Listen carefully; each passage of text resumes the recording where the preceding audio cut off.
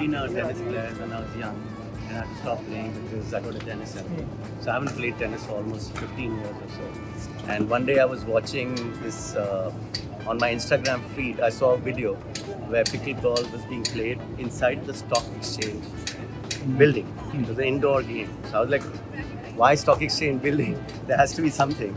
And intuitively, I just feel that this game is going to be adopted by a lot of people across the world because it's a fairly easy game to learn compared to tennis or badminton. It's a far easier game to learn. But if you want to become a professional, then it's as hard as any other game. So the adoption of this game is going to be very, very easy and across everybody. Plus, it's a community game. There's no gender gap and there's no, I mean, a 15-year-old can play with an 80-year-old and you can still have fun. But in tennis, it's very difficult. If your levels are not similar, you're not going to enjoy the game. So different age groups can play together. Secondly, the cost of making pickleball courts are very low. You can make 4 pickleball courts in the space of 1 tennis court. So what is happening across the world is a lot of universities, college, clubs are changing the infrastructure.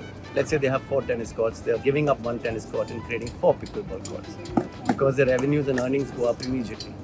So that's why, I mean, there have been a lot of quotes by famous tennis players that tennis is under threat because slowly many of the tennis courts will get converted into pickleball.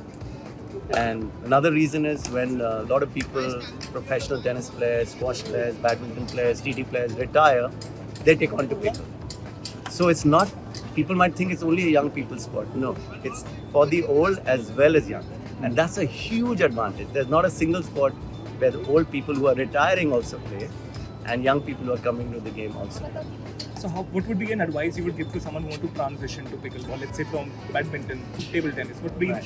How would you woo them to the sport? Well, they have to go and practice, they have to try it and they will realize that it's very, very addictive compared to other sports.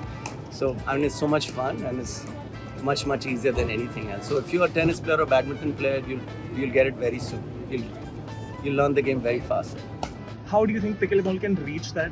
Or what would be a time duration it would take for pickleball to reach that level? Because cricket is the biggest thing when it comes to sports in this country. Right. So I think, India is obsessed with cricket and we need to promote other sports as well. And I think the second most popular sport, if I'm not wrong, is badminton. Is that correct? Yeah. So I feel that my goal is to make pickleball overtake badminton. I'm not looking at cricket at this moment. It should become the most popular racket sports. That's the mission.